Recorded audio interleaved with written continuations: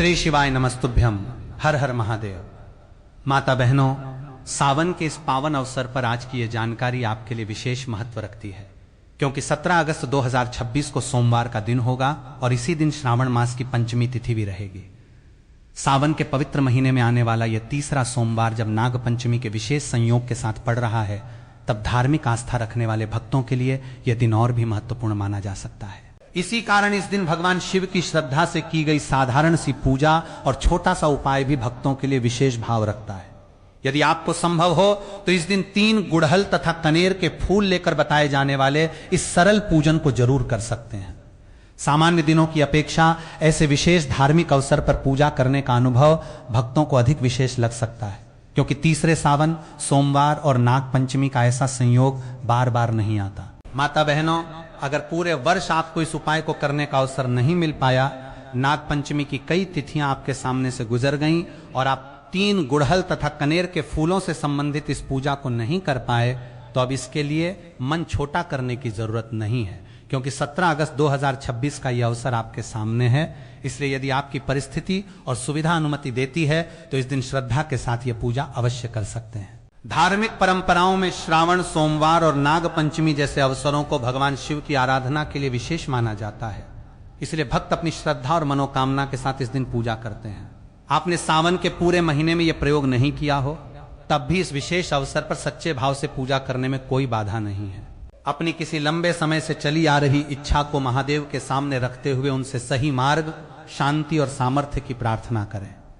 इस दिन को सामान्य समझकर यूं ही निकल जाने देने के बजाय यदि आप भगवान शिव की आराधना के लिए थोड़ा समय निकाल सकें तो अवश्य निकालें। भक्तों, इस उपाय का वर्णन पंडित जी ने श्री शिव महापुराण की कथा के संदर्भ में किया है और आज हम उसी से जुड़ी पूरी प्रक्रिया को आपके सामने आसान भाषा में क्रमवार रखने वाले हैं। इस जानकारी को ध्यान से समझ लेने के बाद आपको अलग अलग स्थानों पर जाकर विधि खोजने की जरूरत नहीं पड़ेगी, क्योंकि हम आपको बताएंगे कि पूजा के लिए कौन कौन सी वस्तुएं रखनी है, ये पूजा परिवार में कौन कर सकता है, किस समय करना उचित रहेगा, मंदिर में किस प्रकार पूजा करनी है और प्रत्येक चरण को किस क्रम में पूरा करना है। इसलिए माता बहनों, बिना अधिक समय लगाए अब इस विशेष पूजा और उससे जुड़े उपाय को विस्तार से समझना शुरू करते हैं। देखिए, 17 अगस्त 2026 का तीसरा सावन, सोमवार और नाग पंचमी का यह अवसर इसलिए भी भक्तों को आकर्षित करता है क्योंकि कई बार व्यक्ति लंबे समय तक पूजा पाठ, मेहनत और प्रयास करने के बाद भी अपनी इच्छा के अनुसार परिणाम नहीं देख पाता।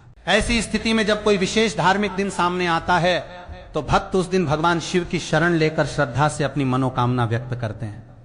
अनेक लोगों का विश्वास होता है कि विशेष तिथि पर की गई शिव आराधना मन को स्थिर करने, भीतर आशा जगाने और कठिन परिस्थितियों में विश्वास बनाए रखने में सहायक हो सकती है। यदि आप भी यह उपाय करने की सोच रहे हैं तो पहले पूरी प्रक्रिया समझ लेना अच्छा रहेगा, ताकि पूजा करते समय आपको किसी बात को लेकर असमंजस न हो, आपके जीवन में किसी प्रकार की परेशानी चल रही हो और उसका वास्तविक कारण तुरंत समझ में न आ रहा हो, तब भी घबराने की जरूरत नहीं है। धार्मिक विश्वास रखने वाले कुछ लोग ऐसी परिस्थितियों को पितृ संबंधी दोष, ग्रहों की बाधा, मंगल दोष अथवा अन्य आध्यात्मिक कारणों से जोड़ते हैं, लेकिन हर परेशानी का कारण केवल धार्मिक ही हो यह आवश्यक नहीं है। जीवन में आर्थिक, पारिवारिक, सामाजिक, व्यावसायिक और व्यक्तिगत कारणों से भी कठिनाइयां आती हैं। इसलिए इस उपाय को आस्था और मन की शांति के साधन के रूप में अपनाना बेहतर है और साथ ही वास्तविक समस्या के समाधान के लिए आवश्यक प्रयास भी करते रहना चाहिए। विशेष धार्मिक तिथि पर किया गया पूजन भक्त के मन में इसलिए भी अधिक प्रभाव छोड़ सकता है क्योंकि वो उस दिन की आध्यात्मिक महत्ता के साथ अपनी श्रद्धा और विश्वास को जोड़ देता है। आगे हम आपको विस्तार से बताएंगे कि इस पूजा का समय किस प्रकार चुना जा सकता है, इसे परिवार में कौन कर सकता है, मंदिर में कहां और किस क्रम से पूजा करनी है तथा फूल और जल किस प्रकार अर्पित किए जा सकते हैं। लेकिन उससे पहले माता बहनों, यदि आप हमारे चैनल पर पहली बार आए हैं या आज पहली बार हमारी आवाज आपके कानों तक पहुंच रही है तो चैनल को सब्सक्राइब करके हमारे साथ जरूर जुड़िए। ऐसे ही धार्मिक, आध्यात्मिक और भगवान शिव से संबंधित उपयोगी वीडियो पाने के लिए चैनल से जुड़े रहना आपके लिए लाभकारी रहेगा। यदि वीडियो आपको अच्छा लगे तो इसे लाइक जरूर करें और कमेंट में श्रद्धा के साथ श्री शिवाय नमस्तुभ्यम तथा त नमः शिवाय अवश्य लिखें। माता बहनों, अब हम उस मुख्य उपाय की ओर आते हैं जो 17 अगस्त 2026 के तीसरे सावन, सोमवार और नाग पंचमी के अवसर से संबंधित है। इस पूजा में 3 गुड़हल और कनेर के फूलों का प्रयोग किया जाना बताया गया है। इसे कौन करेगा, किस समय करेगा, मंदिर में किस प्रकार पूजा होगी और फूल तथा जल किस क्रम से अर्पित किए जाएंगे, इन सभी बातों को अब एक एक करके समझते हैं। धार्मिक परंपराओं में फूलों को भगवान के प्रति प्रेम, श्रद्धा और समर्पण का प्रतीक माना गया है। इसलिए जब भक्त गुड़हल और कनेर के फूल लेकर भगवान शिव और शिव परिवार की पूजा करते हैं तो उनके लिए यह केवल फूल चढ़ाने की क्रिया नहीं रहती, बल्कि अपनी भावना को भगवान के चरणों में रखने का माध्यम बन जाती है। अब सबसे पहले यह जान लेते हैं कि इस पूजा को परिवार में कौन कर सकता है। घर की कोई भी माता, बहन या परिवार की ऐसी महिला जो श्रद्धापूर्वक पूजा करना चाहती हो, वो इसे कर सकती है। यदि परिवार की परिस्थिति ऐसी हो कि किसी एक सदस्य को पूरे परिवार की ओर से पूजा करनी हो, तो परिवार का कोई एक व्यक्ति ये जिम्मेदारी ले सकता है। यदि किसी व्यक्ति की अपनी विशेष मनोकामना है और वो उसी के लिए पूजा करना चाहता है, तो वो स्वयं भी भगवान शिव के सामने अपनी प्रार्थना रख सकता है। इसी तरह यदि उद्देश्य परिवार की सुख, शांति, मंगल और उन्नति की कामना करना है, तो परिवार का कोई भी योग्य सदस्य श्रद्धा के साथ यह पूजा कर सकता है। इसका अर्थ यह नहीं है कि इस पूजा के लिए केवल एक निश्चित व्यक्ति ही पात्र है।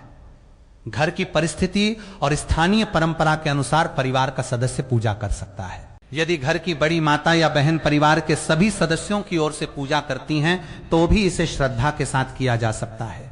और यदि किसी कारण से घर में महिला पूजा करने की स्थिति में नहीं है, तो परिवार का कोई बड़ा पुरुष सदस्य भी भगवान शिव की आराधना कर सकता है। इस विषय को लेकर अनावश्यक चिंता करने की आवश्यकता नहीं है। अब अगला प्रश्न समय का है। क्या यह पूजा केवल प्रातःकाल ही करनी चाहिए या शाम को भी इसका पूजन किया जा सकता है? माता बहनों, यदि सुबह पूजा करने का अवसर मिले तो प्रातःकाल का समय अच्छा माना जा सकता है, क्योंकि उस समय वातावरण अपेक्षाकृत शांत रहता है और मन को एकाग्र करना भी सरल होता है।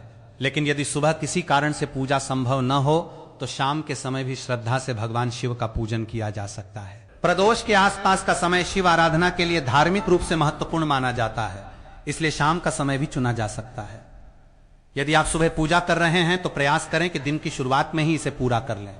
किसी कारण से थोड़ी देरी हो जाए तो परेशान होने की आवश्यकता नहीं है, लेकिन यदि संभव हो तो बहुत अधिक देर करने से बचें और लगभग 10 या 11 बजे तक पूजा पूरी कर लेने का प्रयास करें। शाम के समय पूजा करने वाले भक्त अपने स्थानीय सूर्यास्त और मंदिर की व्यवस्था को ध्यान में रख सकते हैं। यदि आपके क्षेत्र में शाम लगभग 6 बजे के बाद का समय सुविधाजनक है, तो 6 से 8 बजे के बीच अपनी सुविधा के अनुसार पूजा की जा सकती है। यहां सबसे जरूरी बात घड़ी के किसी एक निश्चित मिनट को पकड़ना नहीं, बल्कि स्वच्छता, श्रद्धा, शांत मन और सही भावना के साथ पूजा करना है। माता बहनों, जब कोई धार्मिक उपाय किसी विशेष तिथि के साथ जुड़ जाता है, तो भक्तों के मन में उसके प्रति विश्वास स्वाभाविक रूप से बढ़ जाता है। ऐसे अवसर पर भगवान शिव के सामने बैठने से व्यक्ति को अपने भीतर सकारात्मक सोच और कठिन परिस्थितियों से लड़ने का साहस भी महसूस हो सकता है। आज हम इसी विशेष अवसर से जुड़े 3 महत्वपूर्ण उपायों की चर्चा करेंगे। तो आइए सबसे पहले उपाय को समझते हैं। यदि आपको लगता है कि कोई व्यक्ति लगातार आपका विरोध कर रहा है, आपके कार्यों में अड़चन डाल रहा है या आपके जीवन में परेशानी उत्पन्न कर रहा है, तो 3 गुड़हल और कनेर के फूलों से जुड़ी ये पूजा अपनी श्रद्धा के अनुसार की जा सकती है। धार्मिक मान्यताओं में पुष्पों को देव आराधना का पवित्र माध्यम माना गया है और भक्त भगवान शिव से अपने जीवन की रक्षा, शांति और बाधाओं से मुक्ति की प्रार्थना करते हैं। यदि आपके जीवन में विरोध करने वाले लोग हैं या आपको लगता है कि कोई व्यक्ति आपके खिलाफ लगातार प्रयास कर रहा है, तो डरने के बजाय महादेव की भक्ति में मन लगाना और अपनी ओर से समझदारी बरतना अधिक उचित है। किसी विरोधी का अर्थ ऐसा व्यक्ति हो सकता है जो आपके व्यापार, नौकरी, संपत्ति, परिवार या व्यक्तिगत शांति को नुकसान पहुंचाने का प्रयास कर रहा हो। कई बार विरोध सामने दिखाई देता है और कई बार व्यक्ति को देर से पता चलता है कि किसी की गलतफहमी, ईर्ष्या या व्यवहार उसके लिए परेशानी का कारण बन रहा है। जब विरोधी सामने हो तो सावधानी रखना अपेक्षाकृत आसान होता है, लेकिन जब कारण स्पष्ट न हो तो मन में चिंता और भ्रम बढ़ सकता है। यदि आपको लगातार पारिवारिक विवाद, व्यापार में नुकसान, काम में रुकावट या अचानक तनाव जैसी परिस्थितियों का सामना करना पड़ रहा है, तो सबसे पहले वास्तविक कारणों की जांच करना जरूरी है। इसके साथ यदि आपकी आस्था है तो भगवान शिव की पूजा भी कर सकते हैं। कुछ लोग ऐसी परेशानियों को नकारात्मक ऊर्जा, नजर या धार्मिक बाधा से जोड़ते हैं, लेकिन इन्हें निश्चित सत्य मानने के बजाय अपनी श्रद्धा से जुड़ी मान्यता के रूप में देखना अधिक उचित है।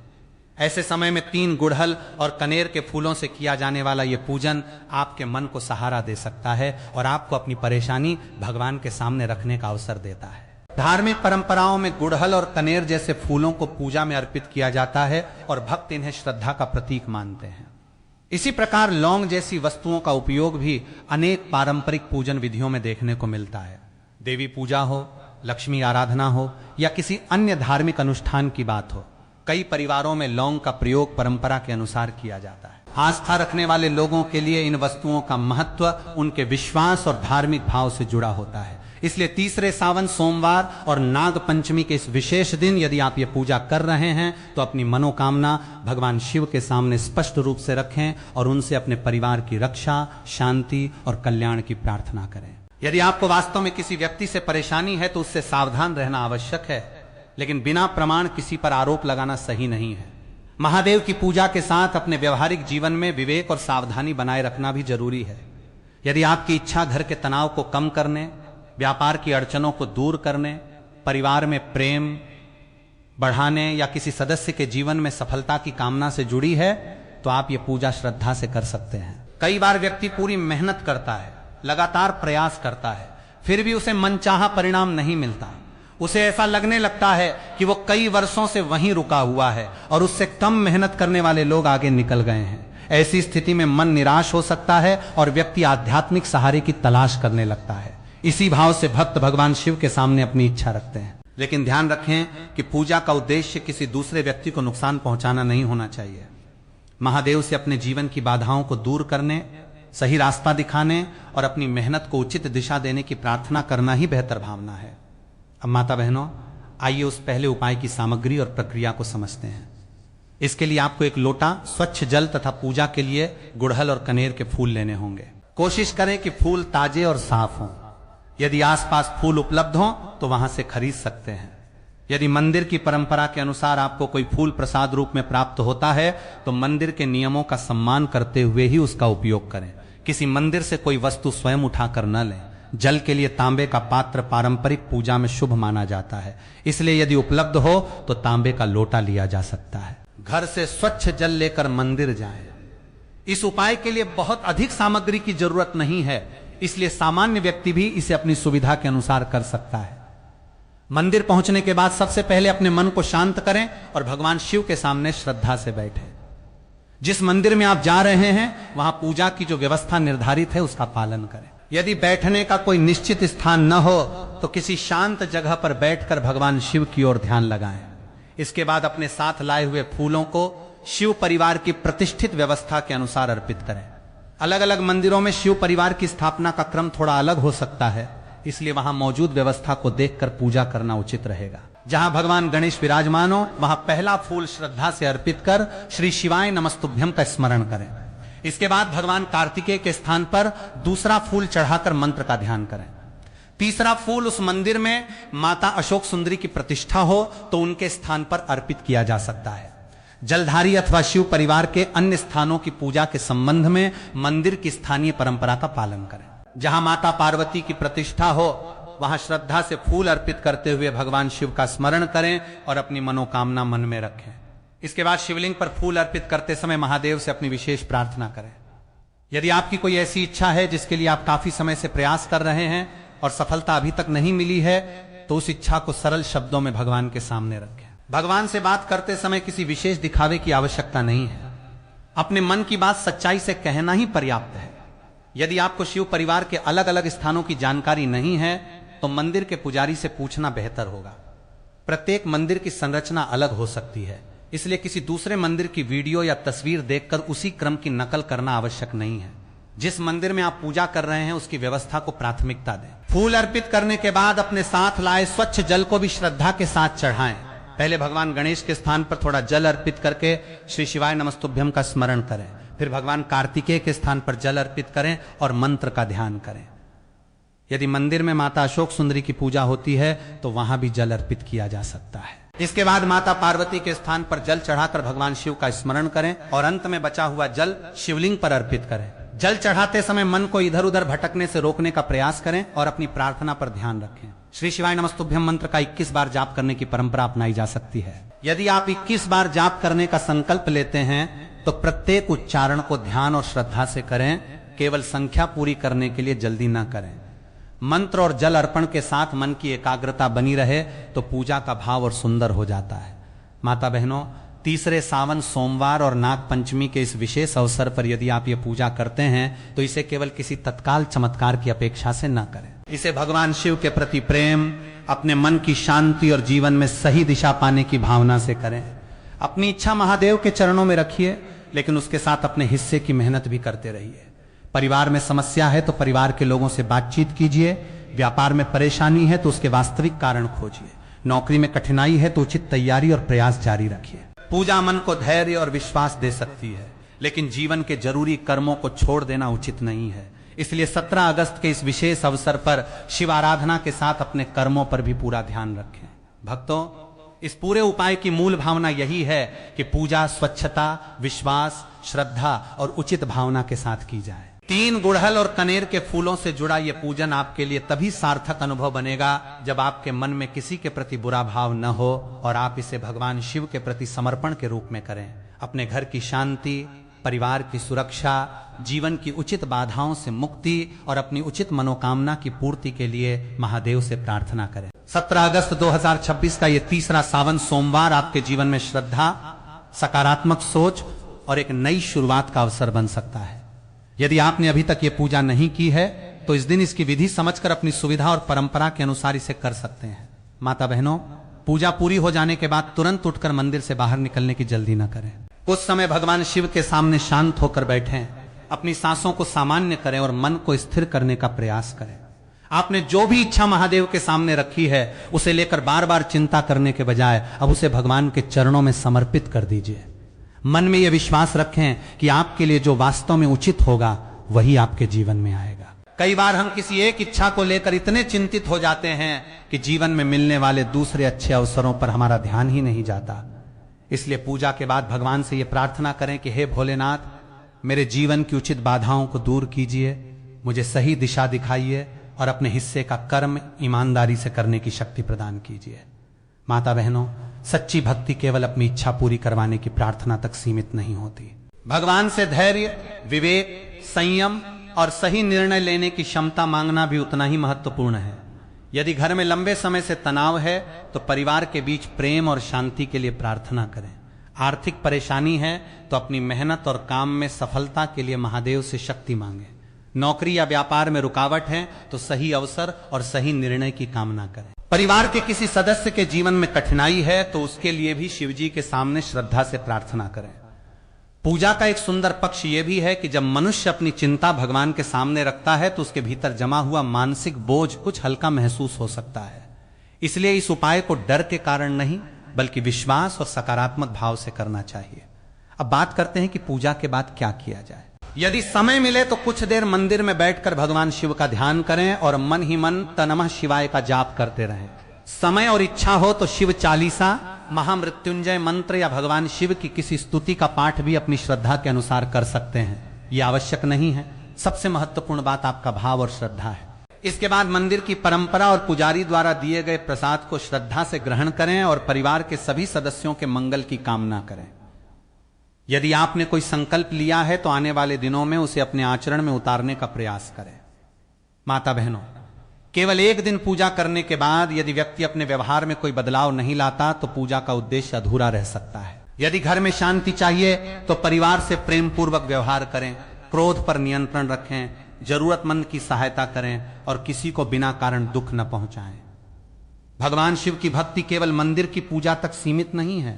सरलता, संयम, करुणा और सद्भाव को जीवन में उतारना भी शिव भक्ति का ही सुंदर रूप है। इसलिए इस तीसरे सावन सोमवार और नाग पंचमी के अवसर पर एक छोटा सा संकल्प लें कि किसी के साथ अन्याय नहीं करेंगे, जानबूझकर किसी को पीड़ा नहीं देंगे और अपने परिवार की जिम्मेदारियों को ईमानदारी से निभाएंगे।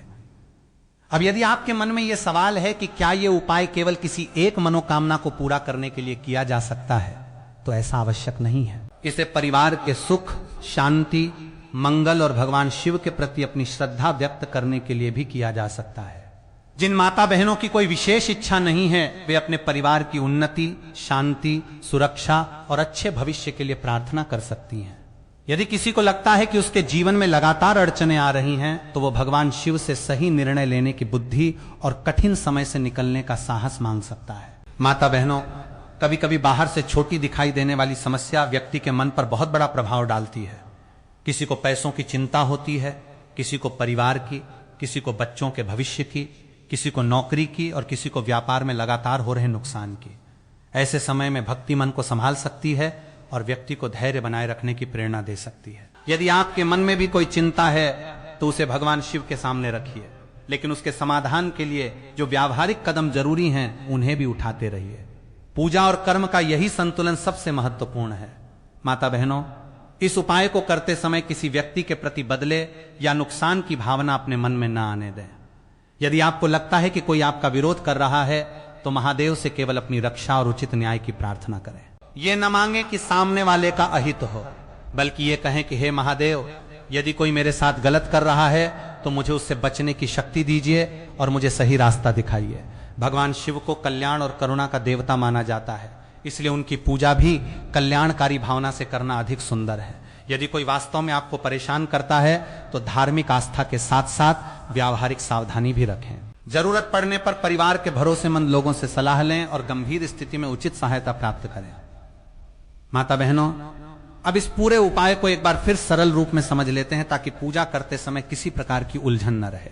17 अगस्त 2026 को तीसरे सावन सोमवार और नाग पंचमी के अवसर पर स्वच्छ होकर श्रद्धा से मंदिर जाएं।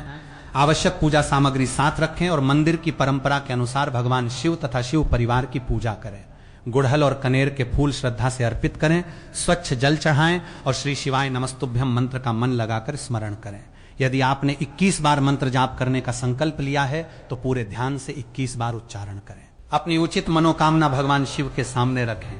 कुछ समय शांत होकर बैठें और फिर सामान्य दिनचर्या में लौटकर अपने कर्मों को पूरी ईमानदारी से करते रहें। इस पूरे उपाय की असली भावना यही है कि पूजा के साथ कर्म भी चलता रहे।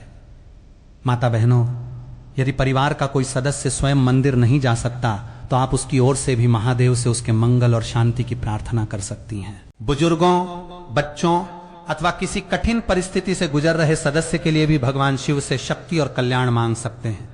लेकिन किसी भी धार्मिक उपाय को लेकर अपने मन में डर पैदा न करें और किसी के कहने पर अनावश्यक खर्च भी न करें। सच्ची श्रद्धा के लिए बड़े आयोजन या महंगी सामग्री जरूरी नहीं होती। भगवान शिव को सरल, स्वच्छ और सच्चे मन से याद करना ही सबसे महत्वपूर्ण है। यदि आपके पास केवल स्वच्छ जल और फूल उपलब्ध हैं तो भी आप अपनी श्रद्धा के अनुसार महादेव का पूजन कर सकते हैं। इसलिए इस दिन को लेकर तनाव लेने की जरूरत नहीं है। अपनी क्षमता के अनुसार पूजा को सरल रखें और मंदिर की परंपरा का सम्मान करें। माता बहनों, 17 अगस्त का तीसरा सावन सोमवार केवल कोई धार्मिक उपाय कर लेने का दिन न बनकर आपके जीवन में अच्छे बदलाव की शुरुआत भी बन सकता है। यदि परिवार में किसी बात को लेकर लंबे समय से मनमुटाव है तो उस दिन प्रेम पूर्वक बातचीत की शुरुआत करें। यदि आपसे कोई गलती हुई है तो क्षमा मांगने में संकोच न करें। यदि किसी जरूरतमंद की सहायता करने की क्षमता है तो अपनी सामर्थ्य के अनुसार मदद करें।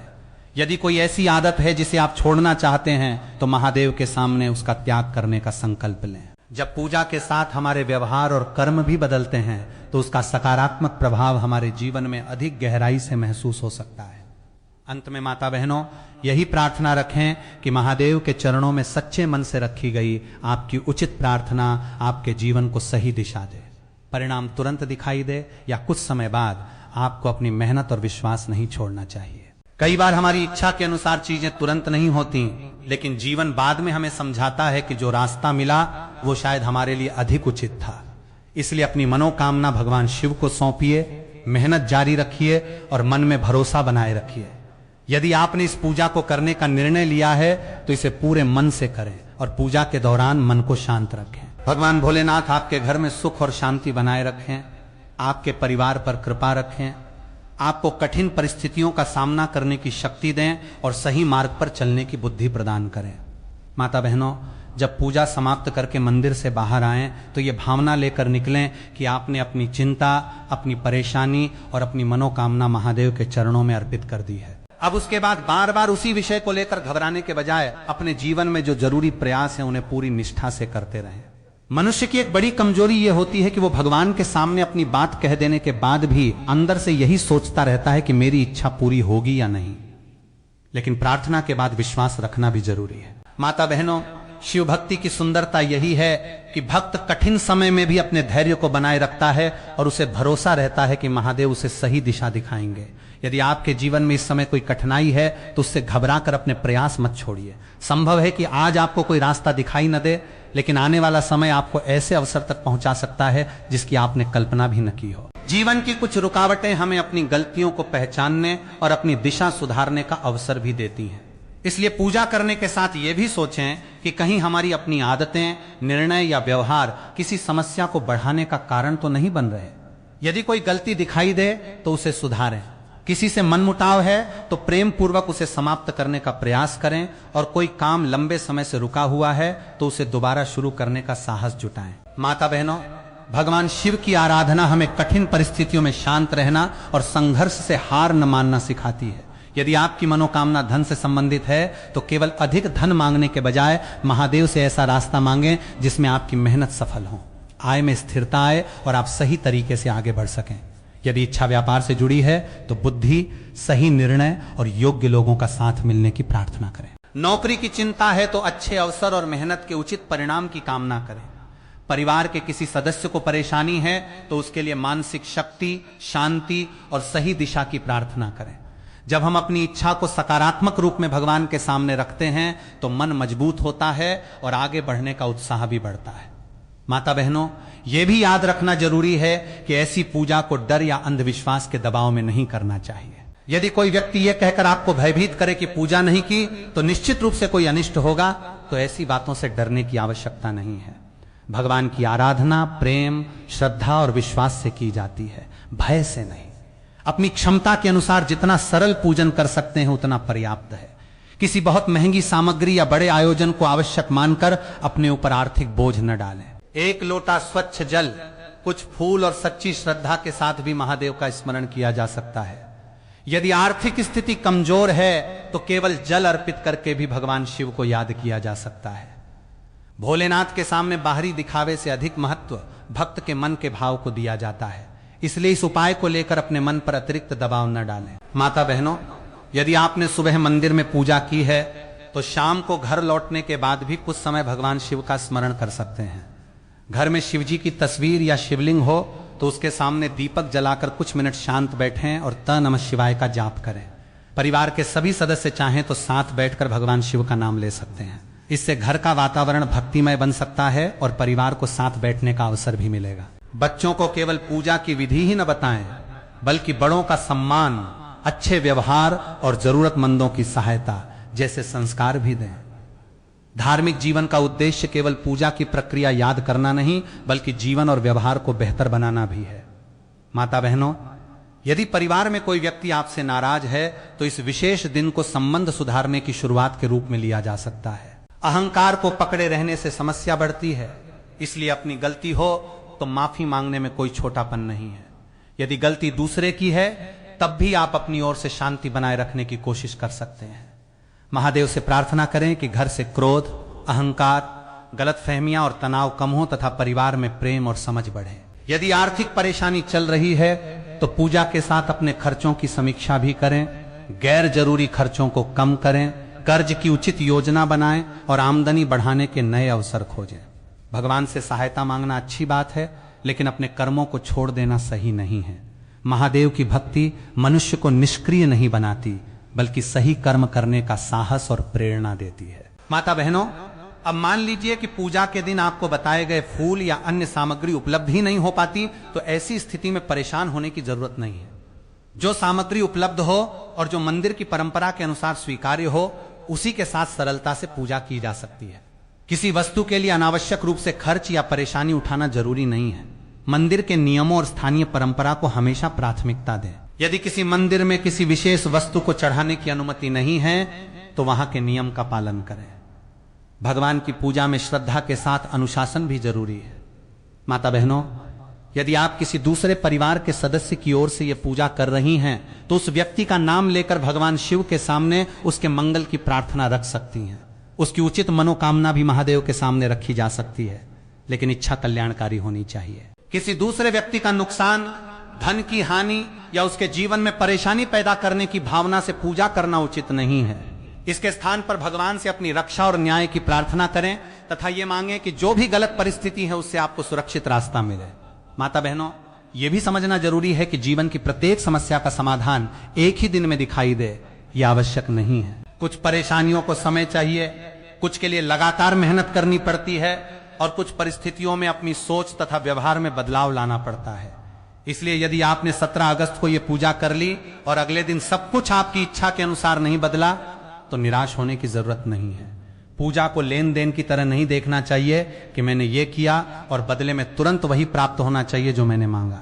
भक्ति का अर्थ भगवान पर विश्वास रखना और अपने कर्मों को ईमानदारी से करते रहना है। यदि आपकी कोई पुरानी इच्छा है तो उसके साथ सकारात्मक योजना भी बनाएं। व्यापार में सफलता चाहिए तो अपने व्यापार की कमजोरियों को पहचानें और उन्हें सुधारें। पढ़ाई में आगे बढ़ना है तो नियमित अध्ययन करें। नौकरी चाहिए तो तैयारी और आवेदन लगातार करते रहें।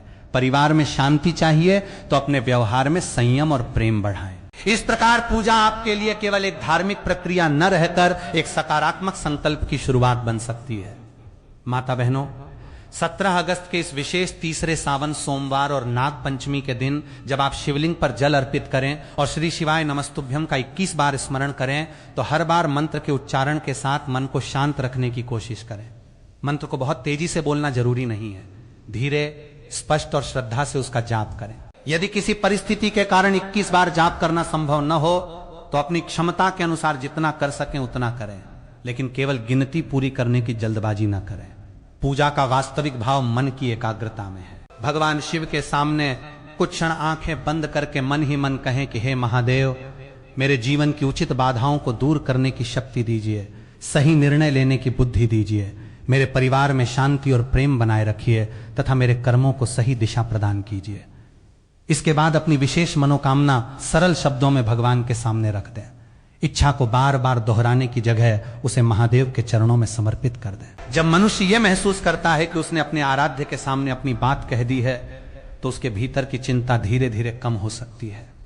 माता बहनों, इस पूरे उपाय की सुंदर भावना यही है कि आप फूल अर्पित करें, जल चढ़ाएं, मंत्र का स्मरण करें और उसके बाद अपने जीवन के अच्छे कर्मों को लगातार करते रहें। महादेव से प्रार्थना करें कि आपके घर में अन्न और आवश्यक साधनों की कमी न हो, परिवार के लोगों में प्रेम बना रहे, मेहनत करने वालों को सफलता मिले, गलत रास्ते से बचने की समझ मिले और कठिन समय में सही निर्णय लेने का साहस प्राप्त हो। घर के बुजुर्गों के लिए सुख और शांति मांगें, बच्चों के भविष्य के लिए आशीर्वाद मांगें और अपने जीवन साथी तथा परिवार के प्रत्येक सदस्य के मंगल की कामना करें। माता बहनों, जब पूरी पूजा समाप्त हो जाए तो दोनों हाथ जोड़कर भगवान शिव, माता पार्वती, भगवान गणेश, भगवान कार्तिकेय और पूरे शिव परिवार को प्रणाम करें। मन में इस बात के लिए धन्यवाद रखें कि आपको भगवान की पूजा करने और अपने मन की बात रखने का अवसर मिला। इसके बाद शांत भाव से मंदिर से बाहर आएं। कोशिश करें कि पूजा के तुरंत बाद किसी से विवाद, बहस या क्रोध न करें, क्योंकि जिस शांति और श्रद्धा के लिए आप मंदिर गए थे उसे अपने व्यवहार में भी बनाए रखना जरूरी है। घर पहुंचने पर यदि प्रसाद उपलब्ध हो तो परिवार के सदस्यों के साथ बांटें और सभी के मंगल की कामना करें। माता बहनों, यदि आप इस पूरी प्रक्रिया को श्रद्धा से कर रही हैं तो विश्वास के साथ विवेक बनाए रखना भी जरूरी है। किसी बीमारी, गंभीर आर्थिक समस्या, कानूनी विषय या अन्य महत्वपूर्ण परिस्थिति में जरूरी विशेषज्ञ सहायता लेना बंद न करें। पूजा मन को मजबूत कर सकती है और आस्था कठिन समय में सहारा दे सकती है, लेकिन वास्तविक समस्याओं के समाधान के लिए उचित व्यावहारिक कदम उठाना भी जरूरी है। इसलिए महादेव की भक्ति के साथ अपनी जिम्मेदारियों और कर्मों को भी पूरी ईमानदारी से निभाते रहें। अंत में माता बहनों, अपनी उस मनोकामना को एक बार फिर मन में याद करें जिसके लिए आपने महादेव के सामने प्रार्थना की है और मन ही मन कहें कि हे भोलेनाथ, मेरे और मेरे परिवार के लिए जो सबसे उचित हो वही प्रदान कीजिए। कठिन परिस्थितियों में धैर्य दीजिए, गलत संगति और गलत लोगों से बचाइए, अच्छे लोगों का साथ दीजिए और मेरे जीवन को सही दिशा में आगे बढ़ने की शक्ति दीजिए। ये प्रार्थना इसलिए सुंदर है क्योंकि इसमें केवल व्यक्तिगत इच्छा नहीं बल्कि पूरे परिवार के कल्याण की भावना भी शामिल है। 17 अगस्त 2026 का ये विशेष तीसरा सावन सोमवार आपके जीवन में भक्ति, सकारात्मक सोच, विश्वास और अच्छे संकल्प का अवसर लेकर आए। आपके परिवार में सुख शांति बनी रहे और आपके उचित प्रयास सफल हों। इसी मंगल कामना के साथ आज की ये विशेष जानकारी यहीं समाप्त करते हैं। यदि आपको यह जानकारी उपयोगी लगी हो तो इसे अपने परिवार और उन सभी लोगों तक जरूर पहुंचाएं जो भगवान शिव में श्रद्धा रखते हैं और श्रावण मास के इस विशेष अवसर पर पूजा करना चाहते हैं। चैनल को सब्सक्राइब करें, वीडियो पसंद आए तो लाइक करें और कमेंट में श्रद्धा से श्री शिवाय नमस्तुभ्यम लिखें। महादेव की कृपा आप सभी पर बनी रहे, माता पार्वती का आशीर्वाद आपके परिवार को प्राप्त हो और आपके जीवन में सुख, शांति, समृद्धि, धैर्य और सही दिशा बनी रहे। हर हर महादेव। नमः शिवाय। श्री शिवाय नमस्तुभ्यम।